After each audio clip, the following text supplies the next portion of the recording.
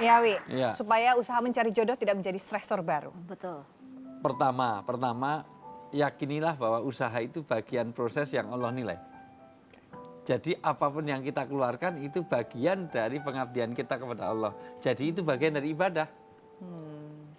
Mau usaha itu dapat atau nggak dapat, Allah tetap nilai satu. Karena yang dinilai oleh Allah adalah usaha kebaikan itu, bukan pada hasilnya.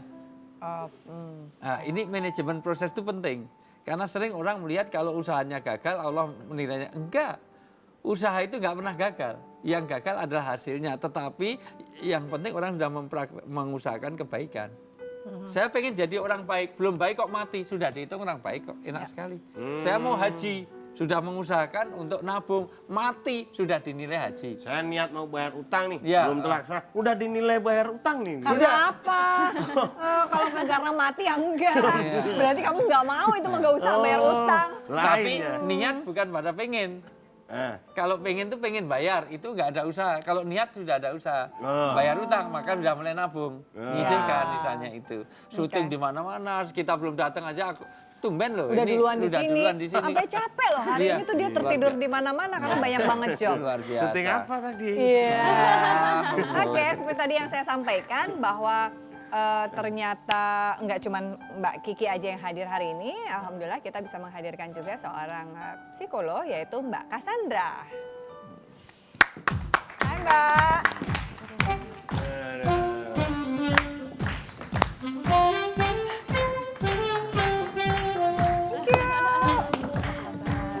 Mbak Kiki, Wi.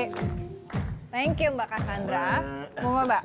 Kayaknya kalau psikolognya kayak gini, Akbar sering konsultasi.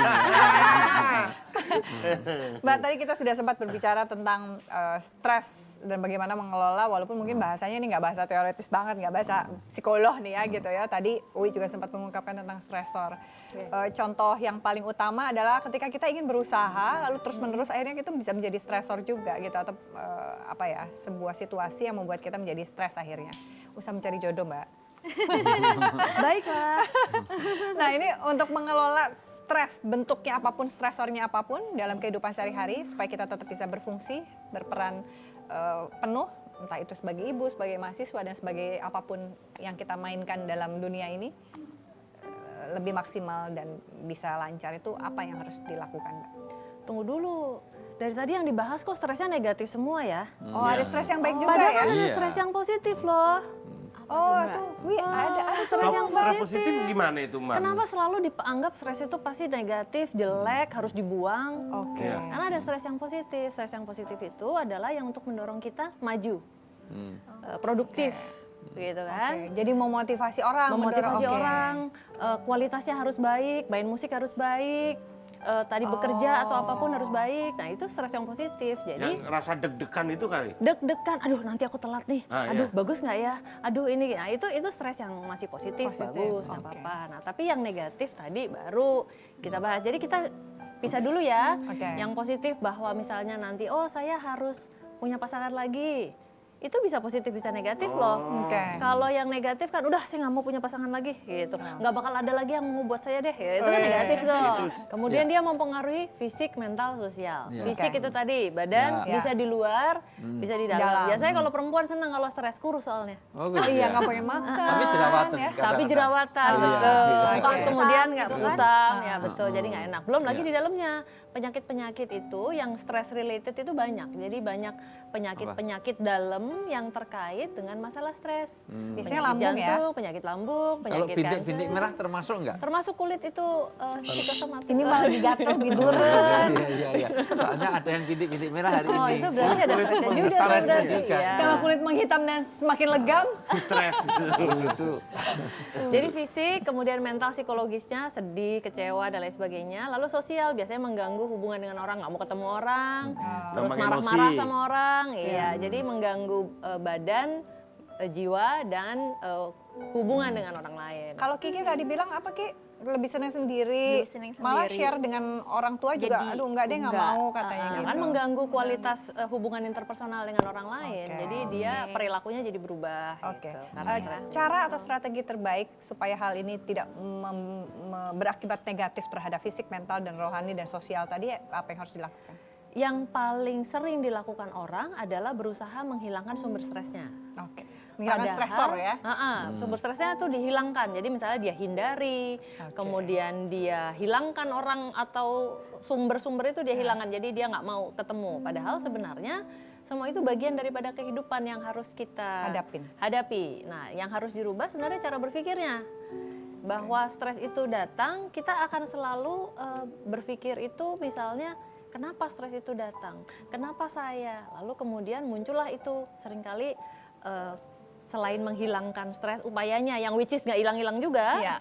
Terus kemudian dia berdoa kepada Tuhan, mengatakan bahwa ya Tuhan tolong diangkat, aduh pergiin, aduh saya jangan dikasih gitu ya. Sampai kapan saya begini terus? Padahal selama dia menjalankan itu, stresnya nggak pernah hilang.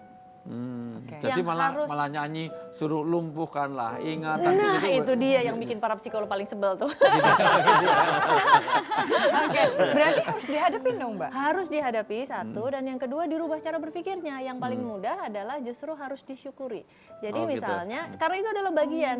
Dan setiap kali kita berdoa, ya Tuhan belikanlah kekuatan gitu ya. Nanti malah dikasih cobaan lagi ya Pak Ustadz ya. Justru yang harus dilakukan malah bersyukur, kesulitan ini atau cobaan ini atau stres ini atau tekanan ini terasa nikmat, berarti saya kuat, saya bisa. Kecil. Atau mencari gitu kan? nilai positifnya. Untung saya belum punya anak banyak. Bayangkan kalau anak saya banyak terus ditinggal si A itu tadi misalnya. Si A itu siapa? Misalnya si A itu ya, si M sih sebenarnya.